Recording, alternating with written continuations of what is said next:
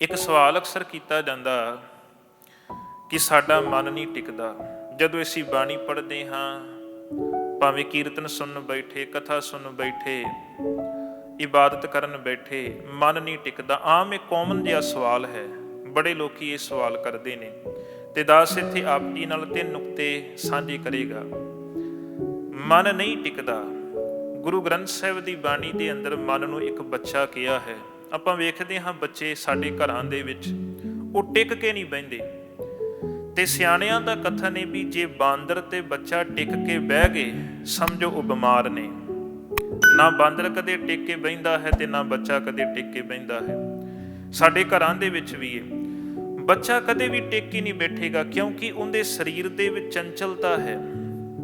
ਉਹਦੇ ਸਰੀਰ ਦੀ ਬਣਾਵਟ ਇਸ ਰੂਪ ਦੇ ਵਿੱਚ ਹੈ, ਉਹ ਟਿਕ ਕੇ ਬਹਿ ਹੀ ਨਹੀਂ ਸਕਦਾ। ਮਾਂ ਪਿਓ ਲੱਖਾਂ ਵਾਰੀ ਕਹਿੰਦੇ ਨੇ ਵੀ ਆਰਾਮ ਨਾਲ ਬਹਿ ਜਾ, ਉਹਨੇ ਹਿੱਲੀ ਜਾਣਾ, ਕੋਈ ਨਾ ਕੋਈ ਉਹਨੇ ਮੂਵਮੈਂਟ ਕਰੀ ਜਾਣੀ, ਕਿਉਂਕਿ ਬੱਚਾ ਹੈ, ਉਹਦੇ ਸਰੀਰ ਵਿੱਚ ਚੰਚਲਤਾ ਭਰੀ ਹੋਈ ਹੈ। ਭਾਵੇਂ ਆਪਾਂ ਇੱਥੇ ਲੈ ਕੇ ਆਈਏ, ਇੱਥੇ ਵੀ ਬੱਚੇ ਦੌੜਦੇ ਨੇ। ਭਾਵ ਬੱਚੇ ਦੇ ਸਰੀਰ ਦੇ ਵਿੱਚ ਅਜੇ ਤੱਕ ਸਟੇਬਿਲਿਟੀ ਨਹੀਂ ਹੈਗੀ।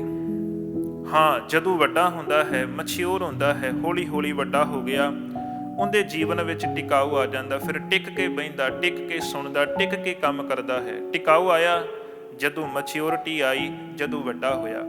ਸਾਹਿਬ ਕਹਿੰਦੇ ਮਨ ਹੈ ਬੱਚਾ, ਮਨ ਨੇ ਟਿਕਣਾ ਨਹੀਂ।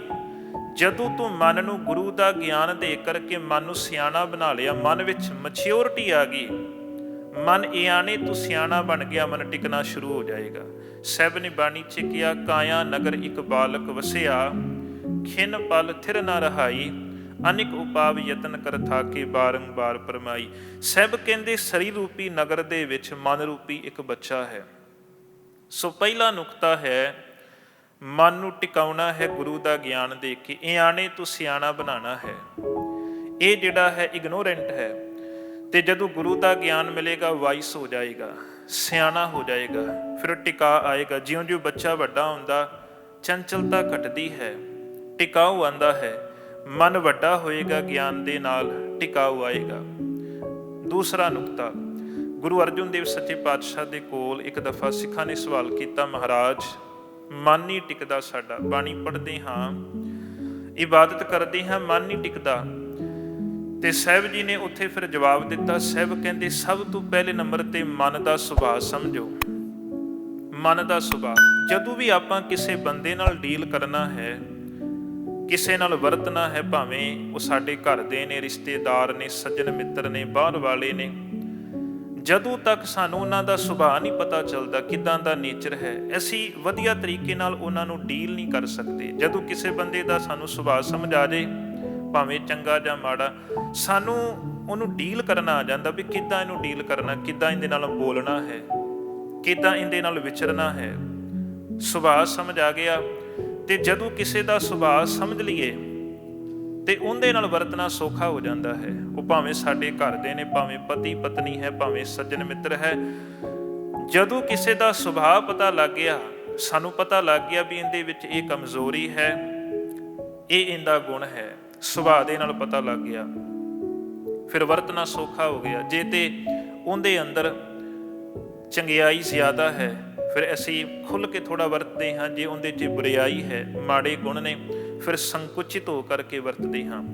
ਜਦੋਂ ਕਿਸੇ ਦਾ ਸੁਭਾਅ ਪਤਾ ਲੱਗ ਜੇ, ਉਹਨੂੰ ਡੀਲ ਕਰਨਾ, ਉਹਨੂੰ ਕੰਟਰੋਲ ਕਰਨਾ ਸੌਖਾ ਹੈ। ਸਾਹਿਬ ਕਹਿੰਦੇ ਮਨ ਦਾ ਸੁਭਾਅ ਪੜ੍ਹੋ। ਗੁਰੂ ਅਰਜਨ ਦੇਵ ਸੱਚੇ ਪਾਤਸ਼ਾਹ ਨੇ ਸਿੱਖਾਂ ਨੂੰ ਕਿਹਾ, ਸਭ ਤੋਂ ਪਹਿਲੇ ਨੰਬਰ 'ਤੇ ਮਨ ਦਾ ਸੁਭਾਅ ਸਮਝੋ। ਮਨ ਦਾ ਸੁਭਾਅ ਹੈ ਭਟਕਣਾ। ਜਦੋਂ ਤੁਸੀਂ ਬੈਠੇ ਬਾਣੀ ਪੜ੍ਹਨ, ਇਹਨੇ ਭਟਕਣਾ ਹੈ, ਇਹਨੇ ਦੌੜਨਾ ਹੈ। ਇਹ ਸੁਭਾਅ ਪਕੜ ਲਓ ਵੀ ਮਨ ਹਮੇਸ਼ਾ ਦੌੜਦਾ ਹੈ। ਇਹ ਦੌੜੇਗਾ, ਤੁਸੀਂ ਫੜ ਕੇ ਫਿਰ ਲੈ ਕੇ ਆਉਣਾ ਹੈ। ਇਹ ਦੌੜੇਗਾ, ਫਿਰ ਇਹਨੂੰ ਸ਼ਬਦ ਵਿੱਚ ਜੋੜਨਾ ਹੈ। ਇਹ ਦੌੜੇਗਾ, ਫਿਰ ਇਹਨੂੰ ਮੁੜ ਕੇ ਬਾਣੀ ਸੁਣਾਉਣੀ ਹੈ। ਮਨ ਦਾ ਸੁਭਾਅ ਹੈ ਦੌੜਨਾ। ਤੁਸੀਂ ਪ੍ਰੈਕਟਿਸ ਕਰਨੀ, ਅਭਿਆਸ ਕਰਨੀ ਹੈ। ਜਦੋਂ ਮਨ ਨੂੰ ਰੋਕਣ ਦਾ, ਟਿਕਾਉਣ ਦਾ ਅਭਿਆਸ ਕਰੋਗੇ, ਮਨ ਟਿਕ ਜਾਏਗਾ। ਆਪਾਂ ਵੇਖਦੇ ਹਾਂ ਦੁਨੀਆ ਦੇ ਵਿੱਚ ਪ੍ਰੈਕਟਿਸ ਦੇ ਨਾਲ ਜਿੰਨੇ ਵੀ ਸਕਿੱਲ ਨੇ, ਜਿੰਨੇ ਵੀ ਹੁਨਰ ਨੇ, ਜਿੰਨੀ ਵੀ ਕਲਾ ਹੈ, ਉਹ ਸਾਰੀ ਪ੍ਰੈਕਟਿਸ ਦੇ ਨਾਲ ਹੈ। ਜਦੋਂ ਕੋਈ ਨਵਾਂ ਕਲਾਕਾਰ ਬਣਦਾ, ਚਿੱਤਰਕਾਰ ਬਣਦਾ ਹੈ, ਸ਼ੁਰੂਆਤ ਵਿੱਚ ਉਹਨੂੰ ਤਸਵੀਰ ਨਹੀਂ ਬਣਾਉਣੀ ਆਉਂਦੀ, ਬਰੱਸ਼ ਪਕੜਦਾ ਹੈ, ਪਰ ਪ੍ਰੈਕਟਿਸ ਕਰਕੇ ਇੱਕ ਦਿਨ ਉਹ ਚਿੱਤਰਕਾਰ ਬਣ ਜਾਂਦਾ, ਪੇਂਟਰ ਬਣ ਜਾਂਦਾ ਹੈ। ਕੋਈ ਮਿਸਤਰੀ ਹੈ, ਬਿਲਡਰ ਹੈ, ਸਟਾਰਟਿੰਗ ਵਿੱਚ ਕੁਝ ਨਹੀਂ ਕਰਨਾ ਆਉਂਦਾ, ਇੱਕ ਇੱਟ ਨਹੀਂ ਲਾਣੀ ਆਉਂਦੀ, ਪਰ ਪ੍ਰੈਕਟਿਸ ਨਾਲ, ਅਭਿਆਸ ਨਾਲ ਇੱਕ ਦਿਨ ਬਿਲਡਿੰਗ ਖੜੀ ਕਰ ਦਿੰਦਾ ਹੈ। ਕਿਸੇ ਨੇ ਜਹਾਜ਼ ਚਲਾਉਣਾ ਸਿੱਖਿਆ, ਸ਼ੁਰੂਆਤੀ ਦੌਰ ਦੇ ਵਿੱਚ, ਬਿਗਨਿੰਗ ਦੇ ਵਿੱਚ ਕੁਝ ਨਹੀਂ ਪਤਾ ਕਿੱਦਾਂ ਉਡਾਉਣਾ ਹੈ, ਕਿੱਦਾਂ ਲੈਂਡ ਕਰਵਾਉਣਾ, ਪਰ ਪ੍ਰੈਕਟਿਸ ਨਾਲ, ਅਭਿਆਸ ਨਾਲ ਉਹ ਸਿੱਖ ਜਾਂਦਾ ਹੈ। ਦੁਨੀਆ ਦੇ ਜਿੰਨੇ ਵੀ ਸਕਿੱਲ ਨੇ, ਹੁਨਰ ਨੇ, ਜਿਤਨੀ ਵੀ ਕਲਾ ਹੈ, ਉਹ ਸਾਰੀ ਅਭਿਆਸ ਨਾਲ ਆਉਂਦੀ ਹੈ। ਇਹ ਵੱਖਰੀ ਗੱਲ ਹੈ, ਸਮਾਂ ਵੱਖ-ਵੱਖ ਲੱਗਦਾ ਹੈ। ਕਿਸੇ ਚੀਜ਼ ਨੂੰ ਸਾਲ ਲੱਗ ਜਾਂਦਾ, ਕਿਸੇ ਨੂੰ 2 ਸਾਲ, ਕਿਸੇ ਨੂੰ 5 ਸਾਲ, ਕਿਸੇ ਨੂੰ 10 ਸਾਲ ਵੀ ਲੱਗ ਜਾਂਦੇ ਨੇ ਸਿੱਖਦਿਆਂ। ਇਸੇ ਤਰ੍ਹਾਂ ਮਨ ਨੂੰ ਰੋਕਣ ਦਾ ਅਭਿਆਸ ਕਰਨਾ ਹੈ। ਅਸੀਂ ਇੱਕ ਦਿਨ ਗੁਟਕਾ ਫੜ ਕੇ ਬੈਠੇ, 1 ਮਹੀਨਾ, 6 ਮਹੀਨੇ, 1 ਸਾਲ ਬਾਣੀ ਪੜ੍ਹੀ ਤੇ ਕਹਿ ਦਿੱਤਾ ਵੀ ਨਹੀਂ ਟਿਕਿਆ। ਦੁਨਿਆਵੀ ਤੌਰ ਦੇ ਉੱਤੇ ਕਿਸੇ ਕਲਾ ਨੂੰ, ਹੁਨਰ ਨੂੰ ਸਿੱਖਣ ਵਾਸਤੇ ਲੰਬੇਰਾ ਸਮਾਂ ਵੀ ਲੱਗ ਜਾਂਦਾ ਹੈ, 10 ਸਾਲ ਤੱਕ ਵੀ ਲੱਗ ਜਾਂਦੇ ਨੇ। ਤੇ ਕਈ ਦਫਾ ਬੰਦਾ ਕਹਿੰਦਾ ਮੈਂ ਸਿੱਖ ਰਿਹਾ। ਜਿਹੜੇ ਸੰਗੀਤ ਵਾਲੇ ਨੇ, ਬੜੇ ਧਨੰਤਰ ਜਿਹੜੇ ਸੰਗੀਤਕਾਰ, ਉਹਨਾਂ ਨੂੰ ਪੁੱਛੀਏ ਵੀ ਤੁਹਾਨੂੰ ਕਿੰਨਾ ਟਾਈਮ ਲੱਗਾ, ਜਿਹੜਾ ਪਹੁੰਚਿਆ ਉਸਤਾਦ ਹੋਏਗਾ, ਉਹ ਕਹੇਗਾ ਮੈਂ ਅਜੇ ਤੱਕ ਵੀ ਸਿੱਖਦਾ ਪਿਆ ਹਾਂ। ਉਹ ਕਹੇਗਾ, ਉਹ ਇਹ ਨਹੀਂ ਆਖੇਗਾ ਮੈਂ ਸਿੱਖ ਚੁੱਕਾ ਹਾਂ, ਉਹ ਕਹੇਗਾ ਇਹ ਸਮੁੰਦਰ ਹੈ, ਸੰਗੀਤ ਸਮੁੰਦਰ ਹੈ, ਆਮ ਸਟਿਲ ਲਰਨਿੰਗ, ਅਜੇ ਤੱਕ ਵੀ ਮੈਂ ਸਿੱਖਦਾ ਪਿਆ ਹਾਂ। 50 ਸਾਲ ਹੋ ਗਏ, ਉਹ ਕਹਿੰਦਾ ਅਜੇ ਤੱਕ ਵੀ ਸਿੱਖਦਾ ਪਿਆ ਹਾਂ। ਇਸੇ ਹੀ ਤਰ੍ਹਾਂ ਜਿਹੜਾ ਮਨ ਹੈ, ਇਹਨੂੰ ਰੋਕਣ ਦਾ ਅਭਿਆਸ ਕਰਨਾ ਹੈ। ਕੀ ਪਤਾ ਕਿੰਨਾ ਟਾਈਮ ਲੱਗ ਜੇ। ਗੁਰੂ ਅਰਜਨ ਦੇਵ ਸੱਚੇ ਪਾਤਸ਼ਾਹ ਨੇ ਕਿਹਾ ਮਨ ਨੂੰ ਰੋਕਣ ਦਾ ਅਭਿਆਸ ਕਰਨਾ। ਮਨ ਦਾ ਸੁਭਾਅ ਦੌੜਨਾ ਹੈ, ਇਹਨੂੰ ਰੋਕਣ ਦਾ ਅਭਿਆਸ ਕਰਨਾ ਹੈ। ਜਦੋਂ ਦੌੜੇ, ਪਕੜ ਕੇ ਲੈ ਕੇ ਆਣਾ, ਇੱਕ ਅਵਸਥਾ ਵਿੱਚ ਲੈ ਕੇ ਆਣਾ ਜਿੱਥੇ ਕੋਈ ਵਿਚਾਰ ਨਹੀਂ, ਜਿਹੜੀ ਸੁੰਨ ਅਵਸਥਾ ਹੈ। ਤੀਸਰਾ ਨੁਕਤਾ, ਤੀਜਾ ਨੁਕਤਾ ਹੈ, ਆਪਾਂ ਵੇਖਦੇ ਹਾਂ, ਆਪਾਂ ਕਿਸੇ ਟ੍ਰੇਨ ਸਟੇਸ਼ਨ ਤੇ ਖੜੇ, ਇੱਕ ਟ੍ਰੇਨ ਆਉਂਦੀ ਹੈ, ਦੂਸਰੀ ਚਲੀ ਜਾਂਦੀ ਹੈ। ਇੱਕ ਆਈ, 5-5 ਮਿੰਟਾਂ ਬਾਅਦ ਆਪਾਂ MRT ਸਟੇਸ਼ਨ ਤੇ ਖੜੇ ਹਾਂ, 5-5 ਮਿੰਟਾਂ ਬਾਅਦ ਟ੍ਰੇਨ ਹੈ। ਜੇ ਆਪਾਂ ਟ੍ਰੇਨ ਤੇ ਚੜ੍ਹ ਕੇ, ਸਾਨੂੰ ਟ੍ਰੇਨ ਦੂਰ ਲੈ ਜਾਏਗੀ ਜਿੱਥੇ ਉਹਨੇ ਜਾਣਾ ਹੈ। ਇਸੇ ਹੀ ਤਰ੍ਹਾਂ ਜਿਹੜਾ ਮਨ ਹੈ, ਜਦੋਂ ਕੋਈ ਵੀ ਕੰਮ ਸਪਿਰਿਚੁਅਲਿਟੀ ਦੀ ਕੋਈ ਪ੍ਰੈਕਟਿਸ ਕਰਨ ਬੈਠੇ, ਉਹ ਭਾਵੇਂ ਮੈਡੀਟੇਸ਼ਨ ਨੇ ਤੇ ਉਹ ਭਾਵੇਂ ਬਾਣੀ ਪੜ੍ਹਨੀ ਹੈ, ਕੀਰਤਨ ਸੁਣਨਾ, ਥੋਟਸ ਆਉਂਦੇ ਨੇ, ਵਿਚਾਰ ਆਉਂਦੇ ਨੇ।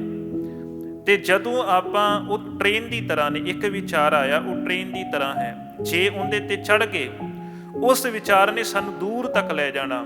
ਉਸ ਵਿਚਾਰ ਤੋਂ ਅੱਗੇ ਇੱਕ ਦੂਸਰਾ ਵਿਚਾਰ ਜੁੜੇਗਾ, ਤੀਸਰਾ, ਚੌਥਾ, ਉਹ ਲੜੀ ਜੁੜੀ ਜਾਣੀ। ਸਾਡਾ ਮਨ ਕਿੱਥੇ ਪਹੁੰਚ ਜਾਏਗਾ। ਵਿਚਾਰ ਇੱਕ ਰੇਲ ਗੱਡੀ ਦੀ ਤਰ੍ਹਾਂ ਨੇ, ਇੱਕ ਟ੍ਰੇਨ ਦੀ ਤਰ੍ਹਾਂ ਨੇ। ਤੇ ਐਸੀ ਵਾਚ ਕਰਨਾ ਹੈ ਵੀ ਕਿਹੜੇ ਕਿਹੜੇ ਵਿਚਾਰ ਆ ਰਹੇ ਨੇ। ਜੇ ਚੜ੍ਹ ਗਏ ਤੇ ਵਿਚਾਰਾਂ ਨੇ ਸਾਨੂੰ ਬਹੁਤ ਦੂਰ ਤੱਕ ਲੈ ਜਾਣਾ ਹੈ। ਐਸੀ ਚੜ੍ਹਨਾ ਨਹੀਂ, ਵਾਚ ਕਰਨਾ ਹੈ ਵੀ ਕੀ ਹੋ ਰਿਹਾ, ਕਿੱਦਾਂ ਦੇ ਵਿਚਾਰ ਆਉਂਦੇ ਨੇ। ਜਦੋਂ ਮੈਂ ਬਹਿਨਾ ਵਾਂ ਸ਼ਾਂਤ ਅਵਸਥਾ ਦੇ ਵਿੱਚ, ਮੇਰੇ ਮਾਈਂਡ ਦੇ ਵਿੱਚ ਕਿੱਦਾਂ ਦੇ ਵਿਚਾਰ ਨੇ। ਇਹਨੂੰ ਆਪਾਂ ਸਰਵੇਖਣ ਕਹਿ ਸਕਦੇ ਹਾਂ ਵੀ ਮੇਰੇ ਅੰਦਰ ਕੀ ਭਰਿਆ। ਜੋ ਤੁਹਾਡੇ ਅੰਦਰ ਭਰਿਆ ਹੈ, ਉਹ ਤੁਹਾਡੀਆਂ ਅੱਖਾਂ ਦੇ ਸਾਹਮਣੇ ਆਏਗਾ। ਜੇ ਚੰਗਾ ਭਰਿਆ, ਚੰਗਾ ਆਏਗਾ, ਜੇ ਮਾੜਾ ਭਰਿਆ ਤੇ ਮਾੜਾ ਆਏਗਾ। ਸੋ ਨੰਬਰ 3 ਤੇ ਤੀਸਰਾ ਨੁਕਤਾ ਹੈ ਵੀ ਵੇਖਣਾ ਹੈ ਵੀ ਮਨ ਕਿਸ ਚੀਜ਼ ਦੇ ਵਿੱਚ ਜ਼ਿਆਦਾ ਸਟਕ ਹੈ। ਸੋ ਇਹ 3 ਨੁਕਤੇ ਨੇ। ਤੇ ਜੇ ਚੌਥਾ ਕਹਿ ਸਕਦੇ ਹਾਂ ਵੀ ਅਰਦਾਸ ਹੈ, ਗੁਰੂ ਅੱਗੇ ਬੇਨਤੀ ਕਰੀਏ ਵੀ ਇਹ ਦੌੜਦਾ, ਭੱਜਦਾ, ਭਟਕਦਾ ਜਿਹੜਾ ਮਨ ਹੈ, ਇਹ ਟਿਕ ਜਾਵੇ।